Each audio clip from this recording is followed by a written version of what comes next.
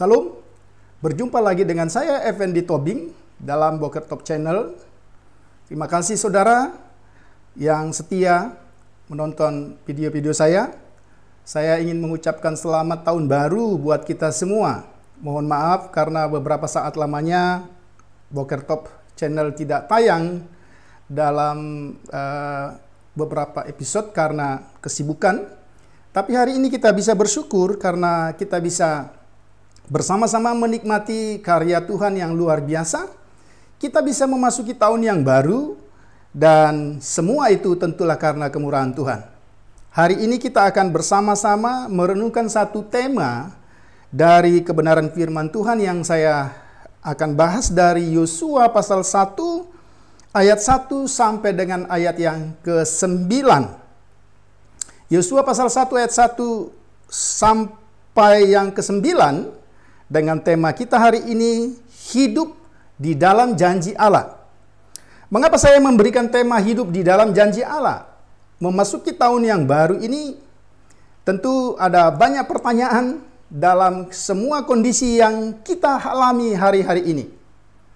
Bahkan ada begitu banyak prediksi, bahkan ada begitu banyak orang yang mencoba bernubuat tentang apa yang akan terjadi hari-hari yang akan kita lalui. Sangat disayangkan banyak hamba-hamba Tuhan, tanda kutip, yang juga memberikan nubuatan-nubuatan yang justru memberi ketakutan. Hati-hati, tahun 2022 khususnya bulan Februari sampai dengan bulan Juli. Hati-hati apa yang akan kita hadapi pada hari-hari yang semakin buruk. Tentu kita tidak bisa menyangkali bahwa di Alkitab itu begitu jelas apa yang akan terjadi pada hari-hari terakhir. Itu sangat jelas di dalam Alkitab jika kita membaca. Namun kita tidak perlu berpegang kepada apa yang akan dikatakan atau apa yang telah dikatakan oleh banyak hamba-hamba Tuhan atau manusia-manusia yang sesungguhnya kalau saya memperhatikan, ya, semua itu hanya satu nubuatan-nubuatan yang tidak berdasar kepada kebenaran firman Tuhan. Tapi hari ini kita akan mencoba melihat dari kitab Yosua pasal 1 ayat 1 sampai dengan 9. Saya akan membaca beberapa ayat dari bagian ini. Yang pertama, dari Yosua pasal 1 ayat 1. Sesudah Musa hamba Tuhan itu mati, berfirmanlah Tuhan kepada Yosua bin Nun abdi Musa itu demikian. Hambaku Musa telah mati, sebab itu bersiaplah sekarang, seberangilah sungai Yordan ini, engkau dan seluruh bangsa ini, menuju negeri yang akan kuberikan kepada mereka, kepada orang Israel itu. Setiap tempat yang akan diinjak oleh telapak kakimu, kuberikan kepadamu, seperti yang telah kujanjikan kepada Musa. Hidup dalam janji Tuhan. Sekali lagi kita tidak menyangkali realita atau fakta yang kita hadapi hari-hari ini. Memasuki tahun yang baru, kita juga masih dengan persoalan-persoalan yang kita hadapi dalam hidup kita. Bahkan secara mendunia ini terjadi. COVID-19 belum berhenti.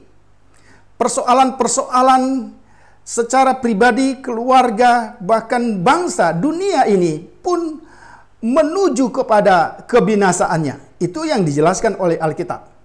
Namun, apakah kita mau berpegang pada realita, kepada fakta, kepada nubuatan-nubuatan yang menyesatkan, atau kita mau berpegang kepada kebenaran firman Tuhan? Tema kita, hidup dalam janji Tuhan. Kalau kita memperhatikan teks ini, kita akan mengerti apa itu dan bagaimana itu janji Tuhan. Teks ini dimulai dengan sesudah Musa hamba Tuhan itu mati. Ini hal yang kita renungkan dan sangat luar biasa. Janji Tuhan itu tidak pernah mati. Janji Tuhan itu telah diberikan ribuan tahun yang lalu kepada seorang yang bernama Abraham, Ishak dan Yakub, kemudian kepada Musa. Tetapi kalau kita baca dalam pembacaan ini jelas sesudah Musa hamba Tuhan itu mati. Pertanyaannya, apakah janji Tuhan itu mati? Tidak. Karena di dalam ayat yang ketiga tadi dikatakan seperti yang telah kujanjikan kepada Musa. Yang kedua, kalau kita memperhatikan bahwa janji Tuhan itu pun tidak pernah dipengaruhi oleh apapun, oleh situasi, oleh hiruk pikuknya pergumulan dan persoalan kita di dunia ini. Karena janji Tuhan itu ya dan amin dan pasti digenapi. Itu yang kedua. Kemudian janji Tuhan itu juga dikatakan diberikan dengan jaminan. Kalau kita membaca di dalam ayat yang kelima, seorang pun tidak akan dapat bertahan menghadapi engkau seumur hidupmu, seperti aku menyertai Musa, demikianlah aku menyertai engkau, aku tidak akan membiarkan engkau dan tidak akan meninggalkan engkau. Janji Tuhan itu pasti. Janji Tuhan itu tidak dipengaruhi oleh manusia, oleh situasi apapun. Janji Tuhan itu dikatakan di dalam pembacaan ini diberikan dengan satu jaminan. Jadi Tuhan tidak hanya berjanji, tetapi Dia memberikan jaminan kepada kita yang menerima janji-janji Tuhan itu. Kalau kita memperhatikan konteks bagian firman Tuhan kitab Yosua, ini adalah babak akhir tetapi sekaligus menjadi permulaan yang baru. Sama dengan kita hari ini. Kita telah melewati akhir dari tahun 2021. Tetapi ini menjadi hari yang baru di tahun 2022. Kalau kita bicara tentang kitab Yosua, itu bicara tentang babak baru di mana Yosua dan bangsa Israel yang hidup di dalam janji Tuhan akan melihat penggenapan janji Tuhan itu kepada mereka. Kalau kita memperhatikan konteksnya kitab Yosua, mereka akan memasuki tanah perjanjian, tanah yang diberikan Tuhan, yang dijanjikan Tuhan dengan segala berkat yang melimpah yang ada di dalamnya, yang telah diberikan ribuan tahun yang lalu melalui seorang yang bernama Abraham. Dengan demikian saudara, maka jelas kalau kita memperhatikan bagian firman Tuhan ini, hanya yang kita perhatikan, kalau kita lihat misalnya di dalam ayat 6 sampai dengan ayat yang ke-9.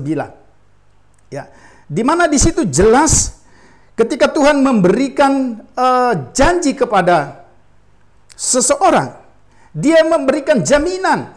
Jaminan itu dikatakan berupa penyertaan Tuhan yang pasti, yang jelas hadir di tengah-tengah umatnya. Kalau kita perhatikan ayat 6 sampai dengan ayat 9, sangat jelas di situ berkali-kali diulang kepada seorang yang bernama Yosua, kuatkan dan teguhkanlah hatimu. Kalau saya menyelidiki ayat-ayat ini paling tidak ada 3-4 kali, bahkan di ayat kitab-kitab sebelumnya di dalam kitab Ulangan pasal-pasal yang terakhir, Tuhan dengan jelas berkata, kuatkan, hanya kuatkan dan teguhkanlah hatimu. Ini menjelaskan kepada kita satu kondisi yang memang kalau kita berpegang pada kondisi itu adalah kondisi yang tidak menjanjikan. Meskipun ini garis akhir di mana bangsa Israel akan memasuki tanah perjanjian. Tetapi dari kalimat kuatkan dan teguhkanlah hatimu, itu mengindikasikan kepada kita bahwa ada begitu banyak, ada begitu besar tantangan yang akan terus dihadapi oleh Yosua dan umat Tuhan pada waktu itu.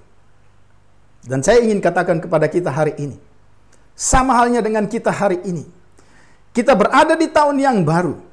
Saya tidak ingin menakut-nakuti seperti kalimat-kalimat yang saya dengarkan. Hati-hati bulan Februari, hati-hati bulan Juli, hati-hati dengan ini dan sebagainya. Tetapi apa dasarnya? Tapi kalau kita lihat pada bagian firman Tuhan ini, sangat jelas. Yosua yang akan memimpin umat Tuhan, yang kurang lebih jumlahnya 2 juta jiwa itu, diperhadapkan kepada satu tantangan yang luar biasa. Tetapi di balik tantangan itu, kita lihat ada janji Tuhan, ada jaminan yang diberikan oleh Tuhan. Kuatkan dan teguhkanlah hatimu. ini mengindikasikan kalau kita memperhatikan konteksnya. Kita melihat bahwa tantangan yang pertama yang dihadapi oleh Yosua adalah dirinya sendiri. Kita tahu siapa Yosua. Sesungguhnya kalau kita katakan secara manusia, tidaklah salah kalau Tuhan akhirnya memilih Yosua. Tetapi tentu ini bukan berdasarkan kriteria manusia, tapi kedaulatan Allah sendiri. Kita tahu siapa Yosua. Dia panglima perang yang memiliki kemampuan yang dapat diandalkan. Dia seorang yang takut akan Tuhan. Dia yang penuh dengan roh. Dia adalah anak buah dari Musa yang penuh kerendahan hati dan taat kepada pimpinan ketika bangsa itu masih di bawah pimpinan Musa. Namun, kalau kita memperhatikan ayat-ayat ini menunjukkan bahwa Yosua hanyalah manusia biasa. Sehingga berkali-kali Tuhan harus katakan, kuatkan dan teguhkanlah hatimu. Dan kalau kita meneliti ayat-ayat ini, nanti sampai kepada pasal yang berikutnya, Tuhan selalu berkata, seperti yang kukatakan, seperti yang kujanjikan, seperti yang kufirmankan kepada hambaku Musa. Tidak pernah ada kata kepada Yosua. Artinya apa? Secara manusia, Yosua sadar siapa dirinya. Bahwa sesungguhnya dia hanyalah hamba Musa. Sebagai hamba Musa, dia juga adalah sebagai hamba Allah. Dengan demikian saudara, maka kita melihat mengapa Tuhan berkali-kali katakan kuatkan dan teguhkanlah hatimu. Supaya Yosua sungguh-sungguh hidup berpegang pada janji Allah yang tidak pernah dipengaruhi oleh kondisi dan situasi apapun. Supaya Yosua sungguh-sungguh hidup di dalam janji Allah yang pasti akan digenapi. Yang kedua, kalau kita perhatikan konteksnya, tantangan yang dihadapi oleh Yosua juga adalah tantangan yang begitu besar. Dia harus memimpin kurang lebih 2 juta jiwa manusia yang ada catatan kakinya tentunya, yaitu bangsa yang tegar tengkuk. Dengan mata kepala sendiri ketika Yosua masih menjadi panglima tentara dari Musa, dia melihat pergumulan sang komandan itu, pergumulan abdi Allah yang bernama Musa itu diperhadapkan kepada bahaya demi bahaya karena kekerasan hati bangsa Israel. Dia dengan mata kepala sendiri melihat bagaimana akhirnya Musa juga tidak dapat masuk ke tanah yang dijanjikan Tuhan. Bukan semata-mata karena kegagalan Musa, tetapi juga karena ulah dan kekerasan hati bangsa Israel yang terus-menerus memberontak kepada Tuhan dalam kepemimpinan Musa. Kita bisa bayangkan saudara, apa yang akan terjadi, apa yang dialami oleh Yosua dengan memimpin bangsa yang sedemikian besar itu. Dan saya pikir pergumulan ini menjadi nyata bagi hidup kita hari-hari ini. Betapa mudahnya setiap orang berkata, mencemooh. Betapa mudahnya setiap orang mengkritik para pemimpin negara kita. Betapa mudahnya setiap politisi, setiap orang-orang kelompok tertentu yang hanya mementingkan kepentingan sendiri, memberikan perbuatan-perbuatan, melakukan perbuatan-perbuatan yang tercela demi kepentingan kelompoknya. Dan kita seringkali tidak menyelami pergumulan seorang pemimpin yang Tuhan dan rakyat telah pilih. Saudara yang saya kasihi, ini pergumulan yang kedua. Dan jelas kita dapat aplikasikan bagian firman Tuhan ini dalam hidup kita.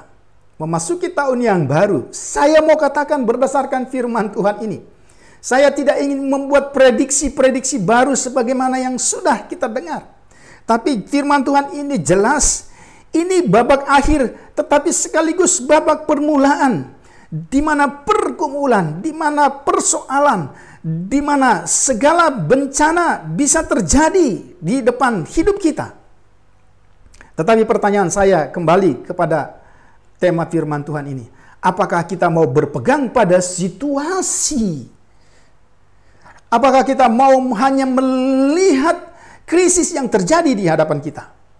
Atau kita mau mendengar terus firman Tuhan? Atau kita mau berpegang teguh kepada janji Tuhan yang pasti? Yang ketiga, tantangan apa yang dihadapi oleh Yosua sehingga muncul kalimat kuatkan dan teguhkan hatimu? Kita perhatikan dalam konteks ini. Memang mereka akan menerima berkat. Itulah negeri yang dijanjikan Tuhan. Tapi tahukah saudara, berkat yang dijanjikan Tuhan itu tidak serta-merta mereka akan dapat terima tanpa satu perjuangan. Tanpa satu air mata, tanpa kematian demi kematian. Mereka akan berjuang melawan bangsa-bangsa raksasa.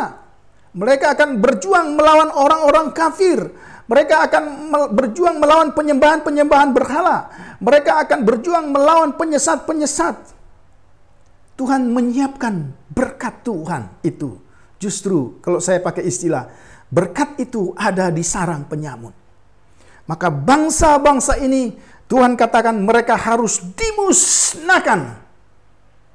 Supaya mereka bisa menikmati berkat-berkat Tuhan. Karena kalau tidak dimusnahkan, maka hanya ada satu kemungkinan yang lain. Mereka akan bersahabat dan itu yang akan membuat mereka jauh dari Tuhan. Dengan demikian saudara, sangat jelas firman Tuhan ini. Kita hidup di dalam janji Tuhan. Tidak ada jaminan apapun dari dunia ini yang kita terima. Memasuki 2022.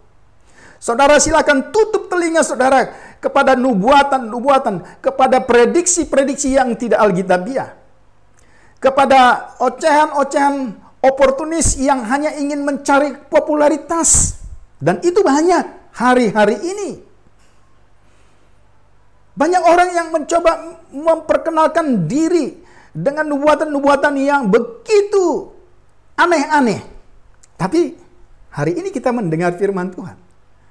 Ada firman Tuhan yang tertulis. Tuhan tidak lagi bicara melalui si anu. Tidak lagi bicara dari surga terdengar suaranya. Tapi dia berkata-kata dengan firman yang tertulis. Ya toh? Ya, saya mendengar satu tayangan di YouTube, di video, dan sebagainya. Tuhan bicara kepada saya dari surga. Ini yang akan terjadi. Bukankah aneh? Bahwa sesungguhnya itu telah tertulis. Tetapi Tuhan harus bicara lagi melalui pribadi-pribadi tertentu. Dan itu bisa merusak iman kita. Kita tidak lagi mendengar suara Tuhan dari Alkitab yang saudara punya. Tapi saudara mencenderungkan hati kepada figur-figur pribadi-pribadi tertentu yang hanya ingin mengacaukan iman kita. Sekali lagi kalau kita mau beranjak memasuki tahun 2022 ini, firman Tuhan dalam Yosua pasal 1 ayat 1 sampai 9 adalah firman Tuhan yang relevan dan di dalamnya kita bisa menerima janji Allah. Yang pertama, janji Allah yang tidak pernah terpengaruh oleh apapun. Janji Allah yang tidak terpengaruh oleh siapapun. Musa telah mati, tapi janji Allah tidak pernah mati. Dunia ini bergejolak dengan segala krisis yang terjadi di dalamnya akibat dosa, tapi janji Allah tetap teguh. Yang kedua, janji Allah itu akan digenapi. Janji Allah itu diberikan dengan jaminan, dengan penyertaan. Apapun tantangan yang kita hadapi seperti yang saya jelaskan tadi. Ada begitu banyak tantangan. Dan tantangan itu bukanlah tantangan yang baru kita hadapi hari-hari ini. Tantangan itu sudah ada. Sejak awal mulanya manusia itu jatuh di dalam dosa. sampai hari ini.